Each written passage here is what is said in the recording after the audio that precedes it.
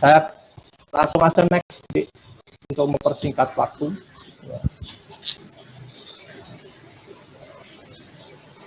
Ini faktanya di dalam kita melakukan bantuan di dalam kondisi situasi aman atau dalam peperangan pun kita pasti sering jadi korban. Ya. Jadi korban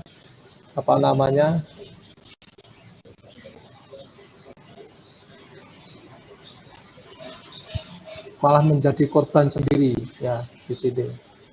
Ini kita harus menghindari itu, makanya kita harus pintar-pintar dalam melihat situasi kondisi PMI itu ya harus ada di sekitar, bukan hanya di dalam, tapi harus melihat situasinya di mana, letaknya di mana. Ya, next. Ini fakta di dalam negeri, banyak korban juga ya. Ini memprihatinkan memang. Sebenarnya kalau melihat fakta di HPI sendiri seharusnya palang merah harus dilindungi, tapi faktanya malah disalahgunakan dan sebagainya. Itu mereka memanfaatkan kendaraan-kendaraan, lambang-lambang palang merah dan sebagainya. Tapi kalau sekarang ya, undang-undang itu sudah dibentuk pada tahun 2018 kemarin, yang nomor 1 tahun 2018 tentang kepala merah, sekarang ya harus ditindak tegas karena itu sudah melanggar undang-undang ya, sebagai payung hukum pekerja-pekerja kemanusiaan di palang merah ya. Yang paling penting bisa garis bawahi di sini adalah di mana semua pekerja kemanusiaan di bawah organisasi palang merah internasional itu atau palang merah Indonesia harus mempunyai kartu anggota, ya, kartu anggota PMI, dan harus ada surat tugasnya. Saya melihat kasus yang dulu itu pada saat masa damai itu di Jakarta, ya, di mana pada saat itu ada palang merah Indonesia di situ menjaga mahasiswa-mahasiswa yang demo, ya, pada saat itu, ya. Kalau kalian lihat di televisi atau di berita-berita itu pernah ada dikejar oleh petugas-petugas kepolisian ya, dari pihak kepolisian mengejar ambulan PMI sama petugasnya dibawa ke dipukulin dan sebagainya, itu dibawa ke pos polisi di sana. Kalau saya menyikapi itu ya memang banyak yang bertanya, loh Mas, ini kok ada relawan kok sampai dipukulin, ya ambulannya sampai disita sama polisi. Sebenarnya kalau SOP-nya dijalankan nggak bisa terjadi seperti itu. Ya, misalnya, saya ngomong dulu di situ, harus ada KTA enggak? Pada punya KTA enggak? Kalau punya KTA, tunjukkan aja KTA ini kita dari PMI. Itu satu. Yang kedua, di dalam tugas itu, waktu jaga demo-demo mahasiswa di Jakarta itu dilengkapi dengan surat tugas enggak dari PMI organisasinya. Kalau dilengkapi, itu yang melakukan pemukulan itulah melakukan pelanggaran undang-undang kepalang merahan. Itu bisa dipidanakan nantinya. Ya, itu yang perlu harus digarisbawahi ya, bahwa kalau kita tugas harus ada surat tugas, harus disertai dengan kartu anggota. Ya. Ini ada beberapa di dalam perilaku ya di dalam kita bekerja itu ada 7 pilar ya, pedoman acuan yang efektif menciptakan kesadaran personal, memberi bantuan pada semua tingkat tentang berbagai hal penting yang harus dipertimbangkan pada saat akan memberikan perlindungan maupun bantuan bagi para korban konflik. Ya. Ada 7 pilar ya di situ ya. Ya, pertama adalah penerimaan terhadap organisasi. Ya. Yang kedua tingkah laku pribadi. Yang ketiga identifikasi. Keempat komunikasi internal. Kelima komunikasi eksternal. Keenam peraturan keamanan. Ketujuh ada tindakan perlindungan. Ini ada banyak keterkaitan yang mana ini bisa dijelaskan bahwa panduan keselamatan ini untuk diri kita sendiri ya. di mana penerimaan terhadap anggota, yaitu organisasi bantuan kita harus diterima oleh lingkungan di mana operasi kemanusiaan dilakukan. Jadi misalnya ada keramaian, kita harus muncul di situ. Ada bendera besar PMI harus dikenal. Oh, di sana ada poskonya PMI. Nah, ini harus ada pengenalan di situ, atau pemberitahuan kepada para pada saat ada kita melakukan bantuan di situ atau melakukan operasi kemanusiaan di situ ya. Yang kedua yaitu penerimaan terhadap individu dan tingkah laku pribadi. Tingkah laku pribadi dapat berpengaruh pada penerimaan terhadap individu dan berpengaruh pula pada penerimaan terhadap organisasi. Jadi semua kembali kepada diri kita masing-masing dalam hal ini ya. Dimana kita harus waspada melihat situasi, bagaimana kita penempatannya, di mana situasinya apa, kita harus tahu dulu untuk menjaga, terutama jaga diri kita masing-masing ya, dari korban ataupun dari nanti efek dari itu semua ya. Dari kita misalnya jaga di demo-demo ya, kita harus ada jarak yang safe, di mana kita bisa kelihatan poskonya, ambulannya, tapi kita tidak sampai kena dari efek itu tadi ya, kegiatan-kegiatan itu. Tentang identifikasi ya, ini yang harus tanda pengenal dan sebagainya, ini yang saya katakan tadi, kita harus punya KTA. Kalau tugas kita juga harus punya surat tugas, koordinator dan sebagainya, siapa koordinatornya, siapa anggotanya, itu harus jelas di situ. Yang memberikan siapa ya, organisasinya itu sendiri ya.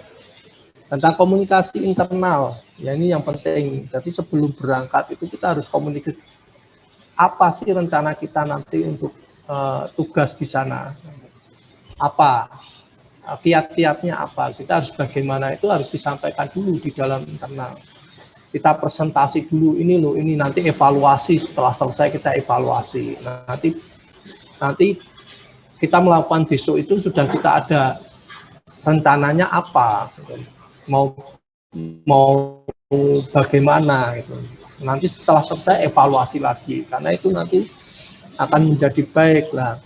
Yang berikutnya adalah komunikasi eksternal. Komunikasi eksternal ini adalah komunikasi pada stakeholder yang ada di situ ya, misalnya sama polisi dan sebagainya, kita mengenalkan dulu, ini saya dari PMI begini di A ke B C D. Nah, harus tahu nanti kita tugas kita gimana Pak, kita di sini Bapak, nanti kalau ada apa-apa nanti hubungi kami di sini dan sebagainya, itu perlu ya.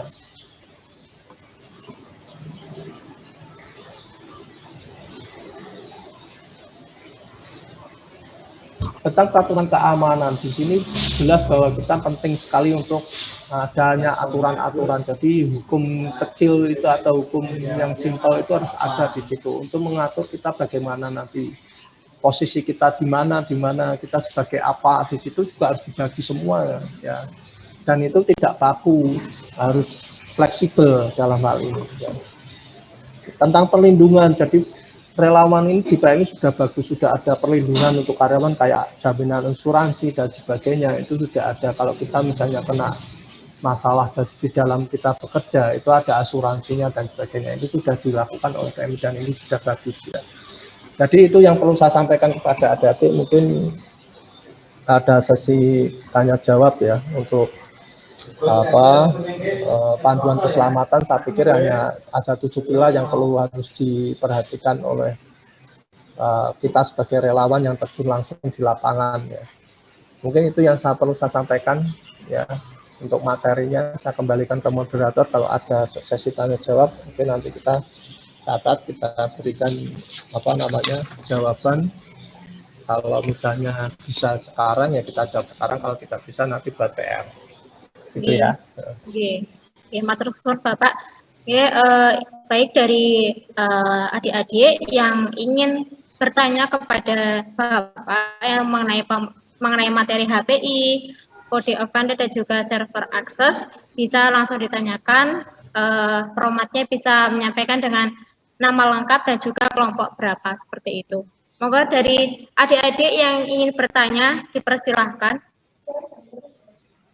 Izin bertanya Bapak. Ya. Saya Dewi Apa? Narmalida dari kelompok 21.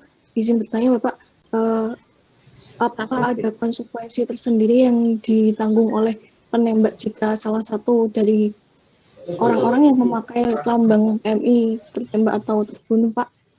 Seperti itu, terima kasih. Ya,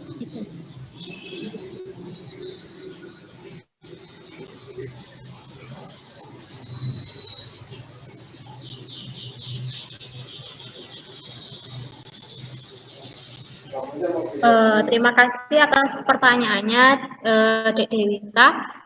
Dari Bapak Wiwit, dipersilakan untuk bisa langsung menjawab, Pak. oh langsung ya, enggak anu ya. Oke. Untuk Dewinta, kalau misalnya ini terjadi di Indonesia setelah adanya Undang-Undang Kepalamerahan Nomor 1 Tahun 2018, konsekuensinya jelas ya bahwa itu pidana pasti ya. Apalagi kok sampai terbunuh ya. Kalau kita misalnya pelaku pelaku penembak itu misalnya kita sebagai relawan yang sudah ada lengkap dengan adanya KTA, sudah adanya palang merah, tanda palang merah PMI, itu kalau memang kalau dalam suatu bertugas kita sudah dilindungi oleh undang-undang tersebut ya, di mana memang undang-undang tersebut tidak mengarah ke pidananya, tapi kita bisa mengarah nantinya arahnya kalau ini sudah melanggar undang-undang secara khusus, nanti umumnya adalah di KUHP itu pidana, itu menghilangkan nyawa seseorang, itu hukumannya 10 sampai 12 tahun situ. Itu pasti ada konsekuensi pidananya di situ ada, karena kita sudah dilindungi oleh undang-undang khusus, yaitu undang-undang tentang kepalang merahan. Mungkin itu ya yang perlu saya sampaikan kepada ya. Jadi jangan khawatir bahwa kita sudah punya payung hukum, jadi kita nggak usah khawatir atau takut dan sebagainya. Cuman kita harus waspada, siapa sih yang mau ditembakkan gitu, intinya kan seperti itu. Dan lihat kita, perilaku kita sendiri juga harus care ya, dalam hal ini tidak memihak siapapun, misalnya itu ada pertikaian dan apapun, kita tidak boleh memihak ke salah satu pihak ya, kita harus netral dan sebagainya. 7 prinsip palang merah harus kita jalankan di situ. Mungkin itu yang perlu saya sampaikan. Oke, terima kasih Bapak Wiwit atas jawaban dari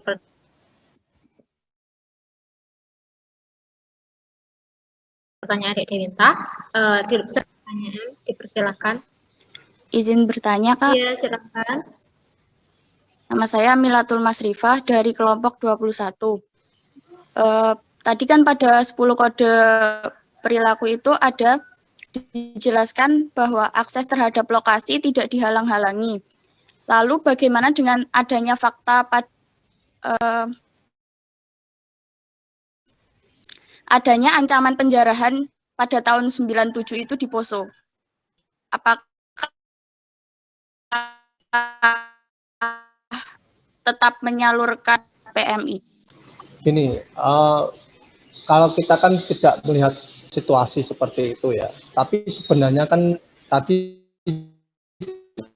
dari 10 itu kan ada koordinasi yang terpenting, apalagi dalam perilaku tadi untuk kemanusiaan kita membantu harus ada koordinasi. Kita itu tidak bisa bekerja sendiri karena PMI ini saya jelaskan dulu ya, di dalam bantuan tanggap darurat bencana PMI itu hanya membantu ya. PMI itu membantu, bukan peranan penting sebagai leader yang bertanggung jawab di dalam bencana, tidak. Tapi PMI adalah yang membantu bencana. Jadi tugasnya PMI ini hanya sebagai mendukung di dalam pelaksanaan tanggap darurat bencana. Misalnya itu dihalang-halangi. Nah, ini kan ada keamanannya di sini, ada polisi ya, ada pemerintah daerah ya, ada pemerintah daerah. Kalau misalnya pemerintah daerah ini tidak bisa, ini bisa menggunakan polisi untuk membuat akses itu bisa berjalan lancar. Kalau PMI paling sifatnya hanya membantu untuk distribusi. Misalnya polisi ini tidak berjalan, pasti dia akan menggunakan yang lebih besar lagi, yaitu TNI, untuk diperintahkan oleh pemerintah daerah atau pemerintah kota atau kabupaten di situ. Ya, kalau tingkatnya mungkin daerah bisa wali kota atau gubernur yang lebih tinggi, ya itu untuk memerintahkan kalau misalnya sampai PMI terhambat di dalam akses ini, yaitu minta bantuan keamanan, situ ada polisi, ada TNI dan sebagainya. Ya, jadi sifatnya PMI di sini adalah membantu pelaksanaan dalam tanggap darurat. Ini yang perlu saya sampaikan kepada adik-adik semua, bahwa PMI ini bukan sebagai leader atau sebagai penanggung jawab bencana itu sendiri, tidak. Ya, ini yang perlu digarisbawahi di situ. Mungkin itu yang perlu saya sampaikan ya, di Amilatul ya. Baik Pak, terima kasih atas penjelasannya. Ada lagi? Mungkin? Ya, terima kasih D. Amilatul, dan terima kasih untuk Pak Wiwit yang sudah menjawab pertanyaan dari D. Amilatul. Dipersilahkan lagi untuk adik-adik yang ingin bertanya.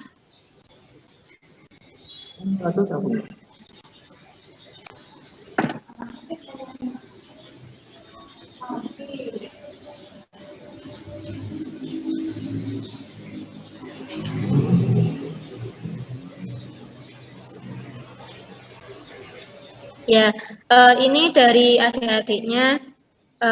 Saya ulangi lagi ya, ada yang ingin bertanya lagi? Tidak ya?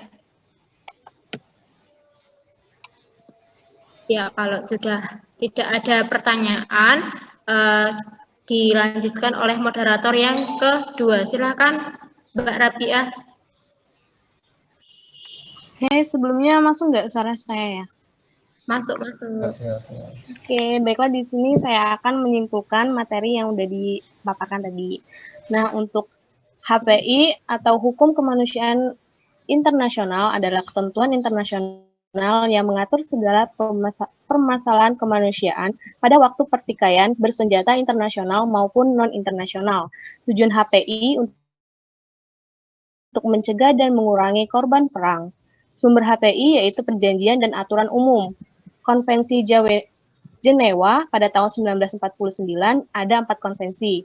Protokol tambahan 1977 ada 3 protokol tambahan, yaitu pertikaian bersenjata internasional, pertikaian bersenjata non-internasional, dan lambang kristal merah. Main antara Badan Kemanusiaan Internasional dalam kegiatan bantuan kemanusiaan. 10 panduan kode perilaku yang yaitu berkewajiban kemanusiaan adalah prioritas utama. Bantuan diberikan tanpa mempertimbangkan ras, bantuan tidak boleh digunakan untuk kepentingan politik ataupun agama. Harus menghormati budaya dan adat istiadat setempat. Harus berusaha melibatkan respon bencana dengan kapasitas setempat, melibatkan penerima bantuan dalam proses kerentanan, bertanggung jawab kepada pihak yang memberi bantuan, dan memandang korban sebagai manusia yang bermartabat. Sekian dari materi siang hari ini. Saya akhirin. Wassalamualaikum warahmatullahi wabarakatuh. Saya kembalikan ke MC. Terima kasih. Ya, terima kasih. Itulah materi yang sudah disampaikan oleh Bapak Wiwit. Sebelumnya kami mengucapkan terima kasih dan berikan tepuk tangan karena kita sudah menyelesaikan materi yang kedua.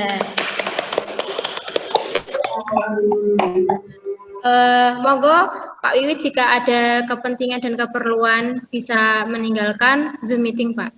Terima kasih Pak Wiwit. Terima kasih, sama-sama. Oke.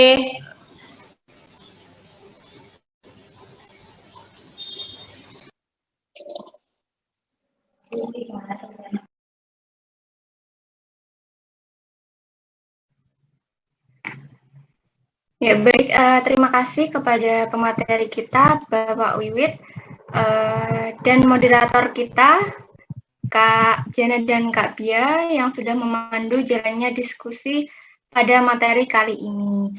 Nah, semoga materi yang kita dapatkan pada hari ini dapat bermanfaat bagi kita semua.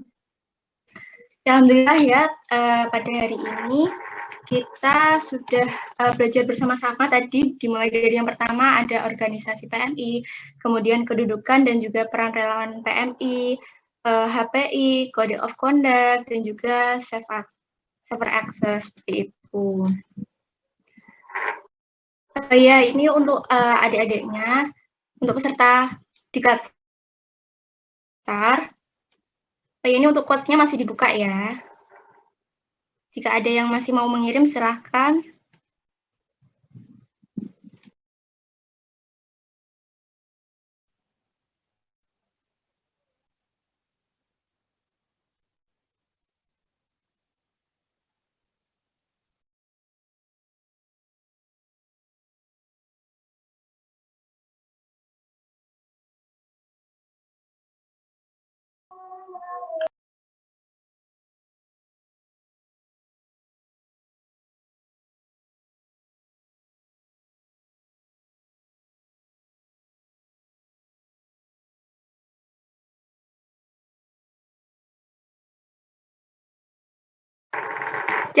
Cek Mbak Eva ini sudah hadir atau belum ya?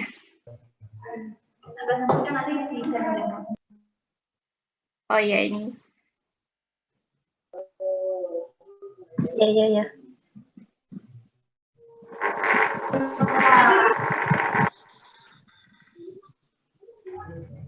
Halo Kak Novi. Halo Kak Ratna. Oh iya. Ya, alhamdulillah Kak Nah, Novi iya, sudah setelah bergabung ini ya. nanti akan diadakan ini ya Kak. Jadi untuk adik-adik semuanya bisa menyiapkan dirinya untuk mengikuti daily test. Dan untuk kemarin yang belum mengikuti pre-test dan daily test, untuk segera konfirmasi ke pendamping ya. Karena nilai pre-test dan daily test ini juga nantinya akan mempengaruhi kelulusan kalian di diklat saat ini. Seperti itu ya. Terima kasih banyak sudah mengikuti diklat sampai selesai. Semoga ilmu yang kita dapat hari ini bisa bermanfaat dan dapat diterapkan untuk kedepannya nanti.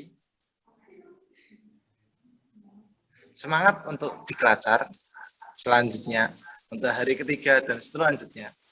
Tetap semangat dan jangan putus asa, karena semua itu akan berjalan dengan lancar pada waktunya. Terima kasih dari kami MC. Wassalamualaikum warahmatullahi wabarakatuh. Waalaikumsalam warahmatullahi wabarakatuh. Waalaikumsalam warahmatullahi wabarakatuh. Ya, semangat terus. Waalaikumsalam warahmatullahi wabarakatuh. Terima kasih Kak.